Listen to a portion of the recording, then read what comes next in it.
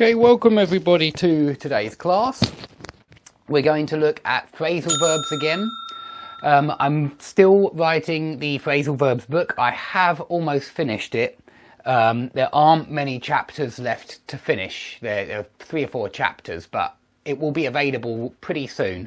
I'm going to put some illustrations in there as well. I'm going to try and make sure there are no mistakes in there, which is obviously going to be difficult. I'll have to read through it and edit it, and I hope that I can ask some friends to help me out here. But once it's ready, it will be made to accompany these lessons. Today we're looking at phrasal verbs with as. Sorry about that light shining on the board. Let's try and stop that 1 second. I think I can get rid of it. That should have sorted it out, I think, more or less. So we're doing it phrasal verbs with the preposition as. Couldn't remember the word there. There aren't many with as, which is good news because there aren't so many to learn. And there is a lot of the as phrasal verbs are related to how people appear to be. Okay? So if we look at come across as or pass oneself off as, you'll see that we're definitely dealing with people for a lot of these. Not all of them, but for a lot of them. Okay, so let's start today's class with pass as or pass oneself off as, which are very similar. And you can also say pass for someone, and this pass for someone is related to 2 other phrasal verbs that we've already studied: take someone for and mistake someone for.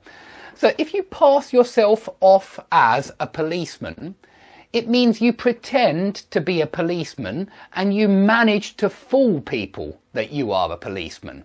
So it's when you manage to fool people that you are something or someone, that you are someone that you aren't. Okay? So it's very much about appearing to be someone even though you aren't, and you manage to do it. You manage to fool people. So this pass oneself off as and pass as someone and pass for someone. If you say if you say something like this, I think you could pass for a policeman. It means I think you look like a policeman. You look so similar that people will believe you are a policeman. You can pass for a policeman. Same as pass as a policeman. And the same as he passed himself off as a policeman. He made himself look like a policeman and people believed him. So there is deception involved here. That must be pointed out. There is deception involved when you pass as, or you pass, well, especially when you pass yourself off as, you have disguised yourself as a policeman. And that's one I haven't even put on here that I've just thought of. Disguise oneself as. And so notice that there are other phrases which are similar. Disguise oneself as, disguise someone as. Yeah, that would be very similar to pass as or pass oneself off as. It's used for when you wear a disguise, when you pretend to be someone. And I want you to focus now at the bottom of the board, because we've got a very similar phrasal verb, pose as. If you say he was posing as a policeman, it's the same as he was passing himself off as a policeman. It means he was pretending to be this particular person. Okay, and that's why I say pose as someone, not really something. You pose as a policeman, or you pose as a doctor, or something like that. And so you usually have an adjective or a noun after pass oneself off as, because you could have an adjective. You could say he passed himself off as excellent, but actually he was awful. Yes, something like that. It might be possible as well, but usually it's a noun, and it's usually the person you are disguised as, or you disguise someone to look like that. So you've got all of those there. There's disguise someone as, pass someone, pass for someone. They all involve this deception of managing to appear to be someone even though you aren't. And even these 2, this means perceive someone to be something even though they aren't. And the same with this one. Okay, if you come across as friendly, it means you appear to be friendly. So we're still dealing with appearances. If you come off as friendly, you appear to be friendly. So these 2 are synonymous, really. Come across as, come off as. They're synonymous, and they both mean appear to be. So you might say he came across as a leader, in which case you've got a noun, but you might say he came across as bossy, in which case you've got an adjective. So again, the adjective or the noun will tend to be the object of this phrasal verb. Double up as is when something, some object, manages to serve a second purpose. So you might say this plate, you know, you can use it for food, but it doubles up as an ashtray. Yeah, maybe you use it as an ashtray as well. So that would be the second purpose. It doubles up as an ashtray. So this is used for when you find a second purpose for something, a second use, let's say, for something. So you might say the sofa is a lovely place to sit, but it doubles up as a bed. Yeah, it just means the second use of that sofa is a bed. And of course, many sofas do that. Many sofas, you can take them apart and they double up as a bed.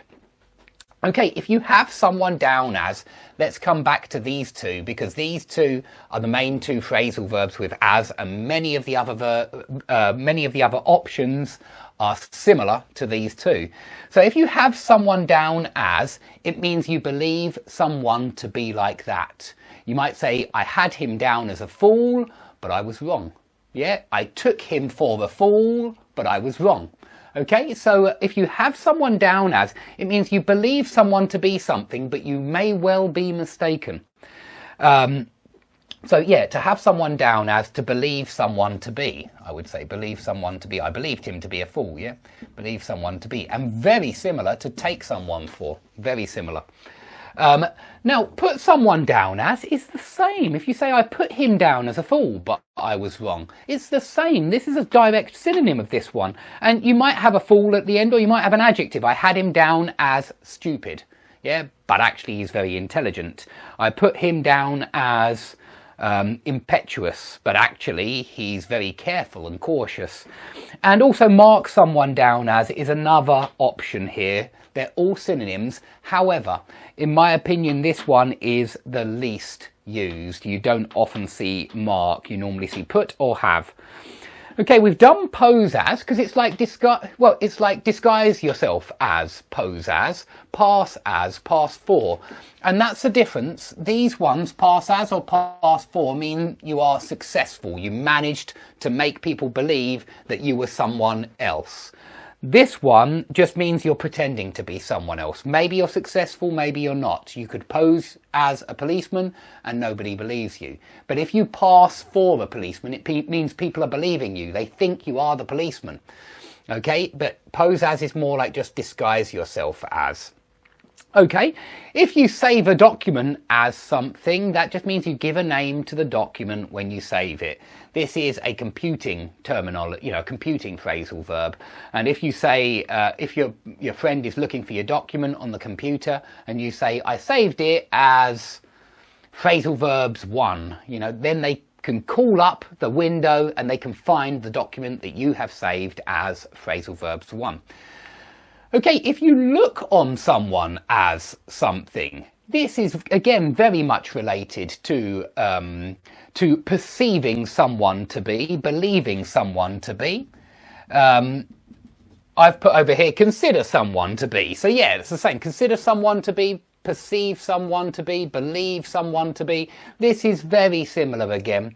So you could say, I looked on him as a fool, but I was wrong.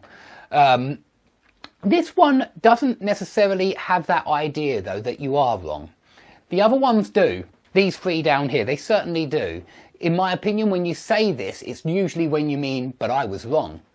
When you use this phrasal verb, you're not necessarily wrong. You might be right. Yeah, I have always looked on him as a leader. I have always looked on him as my guru, something like that. And you're not mistaken. Okay, so there's no mistake here with look on someone as something, or rarely. I think this one doesn't have that that idea that you might be mistaken. And this one, hold someone up as something, is very similar to look on someone as something. But this one is usually used in passive. I thought that was worth knowing. I'm going to do a video about passive soon, because I see that there's a lot of information that we shouldn't use passive online, and I want to argue against that idea. But this one is usually used in passive. So he has been held up as A great man, yeah. Normally it's not hold someone up as. Normally it's to be held up as. Let's put it in passive straight away, because it is usually in passive. To be held up as. And it means to be believed to be. But this one's nearly always a perfect example of. So it's positive. So when somebody holds you up as a great man, or you say he is held up as a great man, it means that people claim that you are something positive. It's nearly always positive. And think about it, you're holding someone up high, just like you're looking up to someone, you're respecting them, you're holding someone up as a shining example of something. So it's usually very positive, this one, because it involves being held up. And you might say something like, my boss has been held up as the best manager in the business, something like that. Okay, last one for today, to go so far as. And this is usually used in negative sentences, in my opinion, but it doesn't have to be, because you could say he even went so far as to do this. But so yeah, it doesn't have to be. Perhaps I should take that off, because it sounds fine to me now. But it's very often seen in negative sentences, and it's very often +2 plus infinitive. Yeah, he went so far as to write me a letter, something like that. So to go so far as means to do something which is unexpected. And it's unexpected because it's perhaps something which you didn't need to do, which was unnecessary. But you did so. It means you really put in a lot of effort a lot of the time. So perhaps I might say something like this. I really want to help my students, and so I even go so far as to ask them to send me emails, to ask me questions. I go that far, meaning I just go a little bit further. I try a little bit harder to do something. But it's very often in the negative. For example, you might say something like, I knew that the person was depressed, but I didn't think they would go so far as to kill themselves. Something like that, which means you didn't think they would do that they would go that far. Okay, so to go so far as, it's a very common expression, and I would consider it almost like a phrasal verb, really, because a lot of these phrasal verb expressions or idiomatic expressions, they very often involve prepositions, and they are everywhere. You see them everywhere, you hear them everywhere, so they're well worth learning. Okay, so if anybody would like to see more of these videos, please click on the like button, subscribe, blah, blah, blah. I hope to see you all soon, and I hope that I'll be able to make that phrasal verb book available. I'll roll it out, I'll bring it out in the next month or so. I'm going to try and get it done before New Year, so fingers crossed that there'll be a little Christmas present, certainly for my students who are already online with me. They'll get a copy of it straight away, and if anyone out there would like a copy, it will be made available on Amazon, or maybe even through the YouTube subscription service. I haven't really got it sorted yet, but I'll do it in future. Okay, thanks everybody for watching, and I'll see you all soon.